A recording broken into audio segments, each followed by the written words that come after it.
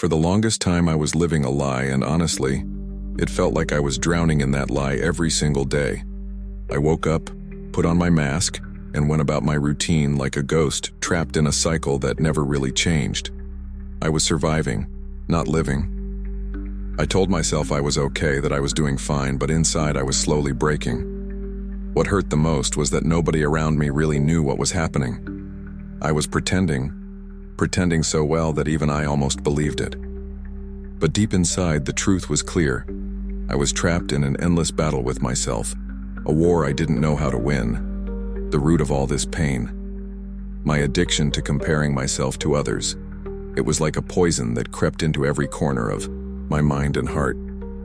Every time I looked at someone else's life, I saw something I thought I didn't have. More success, more happiness, more love, more purpose. I would scroll through social media, watch people achieve what I dreamed of, and feel that bitter sting of jealousy and inadequacy. The comparisons were constant, relentless, and they tore me down piece by piece. I thought if only I could measure up, I'd finally feel worthy, I'd finally feel whole. But the truth I refused to see was that those comparisons were based on illusions. I was measuring my messy, imperfect reality against everyone else's carefully edited highlight reel. I didn't see their struggles, their moments of despair, their doubts and fears. I only saw their victories and their smiles, and that made me feel even smaller, even more lost. The more I compared, the more I convinced myself I wasn't enough, and as those feelings grew, so did the distance between who I was and who I wanted to be. I lost touch with myself, my values, my dreams. I lost the ability to appreciate the journey I was on, because all I cared about was where I wasn't. This addiction affected everything: my relationships, my work, my mental health. I became bitter, anxious, constantly restless. I stopped celebrating my own wins because they never felt big enough. I was constantly chasing validation from outside, hoping someone else's approval would fill the void inside. But no matter what I did, the void stayed.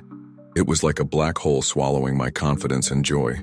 I was exhausted from pretending to be someone I wasn't, from trying to keep up with a world that felt like a race I could never win. Then, something shifted.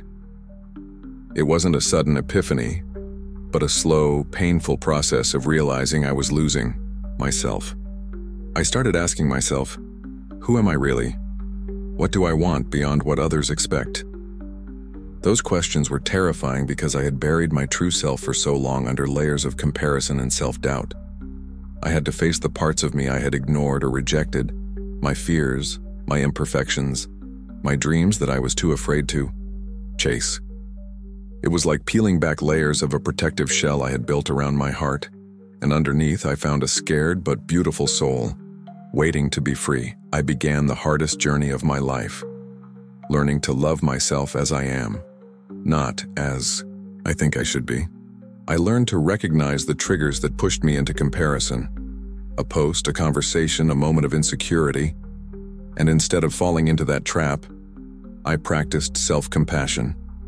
I started celebrating my small wins, appreciating my unique qualities, and understanding that my worth isn't determined by anyone else's story. This wasn't easy. Every day was a battle to silence the voice in my head telling me I wasn't enough, but every day I fought back a little harder. With time, I discovered the power of gratitude, being thankful for what I have instead of longing for what I don't. Gratitude shifted my perspective. I stopped envying others and started admiring them without feeling less than. I realized that success and happiness look different for everyone, and comparing myself to someone else's journey was meaningless. My journey is mine alone, filled with its own lessons, challenges, and victories. Accepting this freed me in ways I never thought possible. I also learned to set boundaries with people, with social media, with my own mind. I reduced the noise and focused on what truly matters to me. I surrounded myself with people who support me, who inspire me to grow, who celebrate me for who I really am. And as I rebuilt my self-esteem, I started living with intention, not just drifting through days. I set goals aligned with my values, pursued passions that bring me joy, and gave myself permission to be imperfect. This new way of living doesn't mean I never struggle or compare myself anymore. I do sometimes. But now I recognize those moments quickly and I don't let them define me. Today I can say with certainty that I am living my truth. I am no longer addicted to comparison. I am no longer controlled by fear or insecurity. I wake up feeling grateful, hopeful, and excited for what the day holds.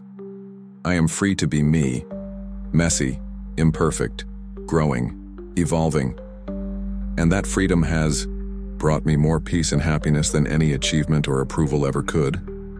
If you're listening to this and feeling stuck in that cycle of comparison, know this: you are not alone. I've been there, and I understand how painful and isolating it feels. But I want you to believe that change is possible. You don't have to keep measuring yourself against others. Your worth is not a competition. You deserve to live a life full of meaning, joy, and self-love, exactly as you are right now. Start small. Practice kindness towards yourself. Celebrate your progress, however small. Surround yourself with people who uplift you. Disconnect from what drains you. And most importantly, trust your journey. If you want to continue this path with me, explore more videos on this channel where we dive deep into these struggles and growth.